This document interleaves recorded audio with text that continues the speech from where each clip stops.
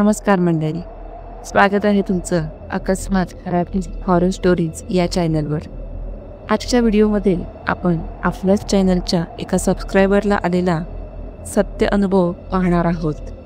त्यामुळे व्हिडिओ शेवटपर्यंत नक्की पहा. आणि तुम्ही जर या चॅनलवर नवीन असाल तर चॅनलला सबस्क्राईब करायला विसरू नका. सोबतच बेल आयकॉनवर देखील क्लिक करा, जेणेकरून तुम्हाला अशाच नवनवीन थरारक भीतीदायक व्हिडिओचे नोटिफिकेशन्स मिळत राहतील. मी पुण्यात राहणारा 22 वर्षांचा तरुण आहे. पण ही गोष्ट त्या काळातली आहे जेव्हा मी 9वीच्या निकालाची आतुरतेने वाट पाहत होतो आणि 10वीच्या तयारीसाठी एका निवासी उन्हाळी क्लासमध्ये दाखल झालो होतो. हा क्लास एका जुनाट पुणेरी वाड्यात भरत असे आणि इथे आलेल्या मुलांसाठी हा फक्त अभ्यासच नाही तर एका वेगळ्याच जगाचा अनुभव देणारा ठरत होता. हा वाडा प्रचंड जुना होता.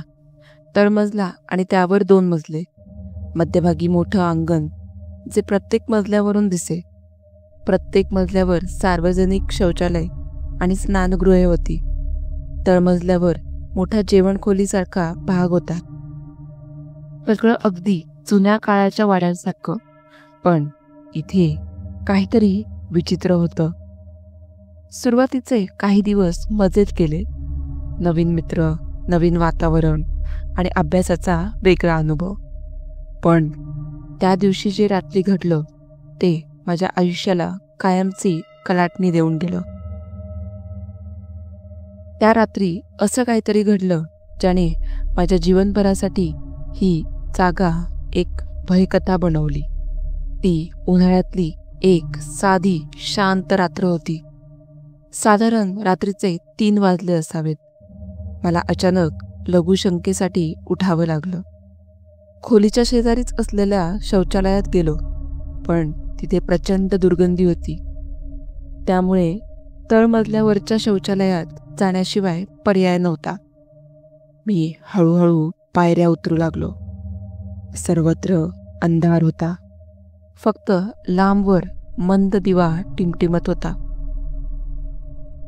जेवणखोलीच्या मागे असलेल्या भांडी धुण्याच्या जागेवरून जात असताना मला हलकीशी चाहूल लागली. एक थरथरणारा अस्पष्ट आवाज कानावर पडत होता.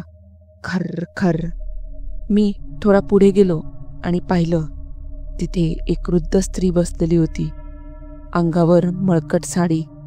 पांढऱ्या पिकलेल्या केसांच्या झुपक्यातून तिचा निस्तेज चेहरा दिसत होता.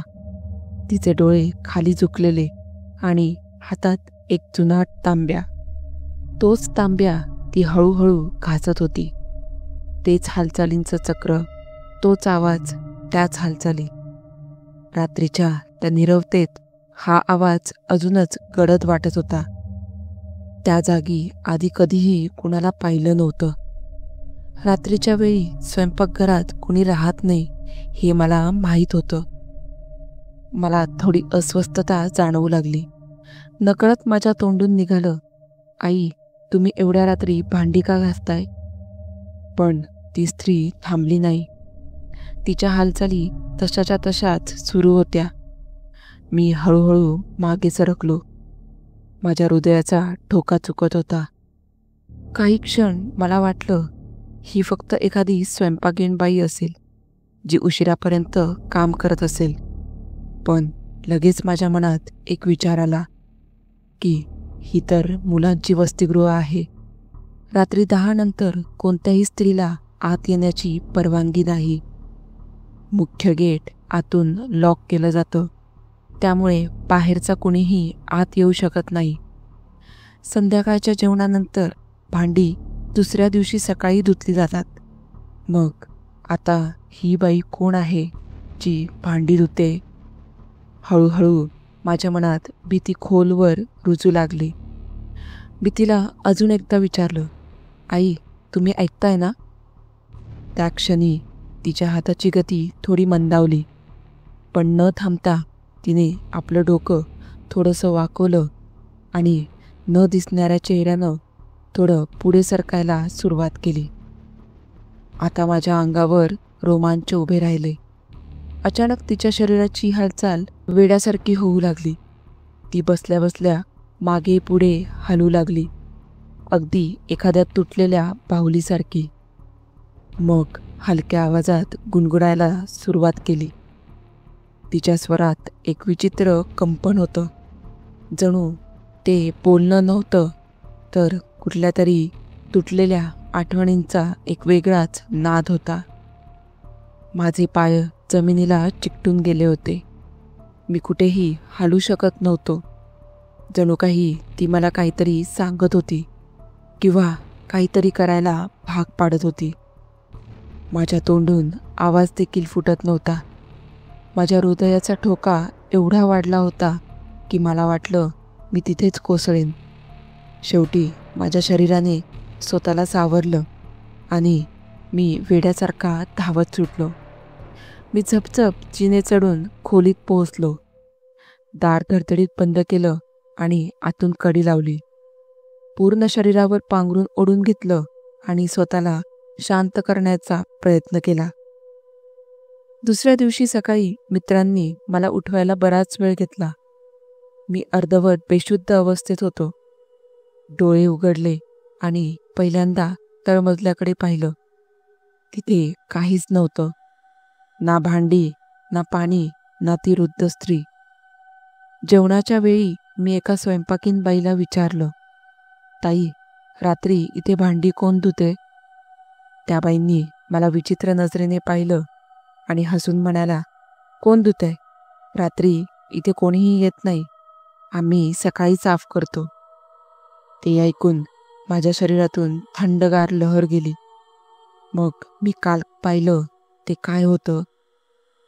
घरी गेल्यावर आईला ही घटना सांगितली. ते ऐकून ती देखील घाबरली. माझ्या वडिलांनी वसतिगृह सोडायचा निर्णय घेतला. काही दिवसांनी माझ्या मावशीने एका ओळखीच्या तांत्रिकाशी चर्चा केली. तो म्हणाला, तू पहाटे 3 वाजता जन्मलेला आहेस. त्यावेळेला तुझ्या जन्मपत्रिकेत एक खास योग आहे, जो तुला अशा घटनांची चाहूल लागू देतो. ती वृद्ध स्त्री कोण होती हे तुला कधीच कळणार नाही, पण त्या जागेवर अनेक लोकांनी तिचं असणं अनुभवलंय. तिचा चेहरा मात्र कोणी पाहिलेला नाही. त्यानंतर मी माझ्या आयुष्यात कधीही असा अनुभव घेतला नाही, पण आजही ती रात्र, तो भयानक आवाज आणि ती हलणारी आकृती आठवली की माझ्या शरीरावर काटा येतो. तर मित्रांनो, आजचा अनुभव तुम्हाला कसा वाटला हे मला कमेंट करून नक्की सांगा. व्हिडिओ आवडला असल्यास चॅनलला लाईक आणि सबस्क्राईब नक्की करा. भेटूया पुढच्याच अशा एका थरारक कथेसोबत. तोपर्यंत धन्यवाद.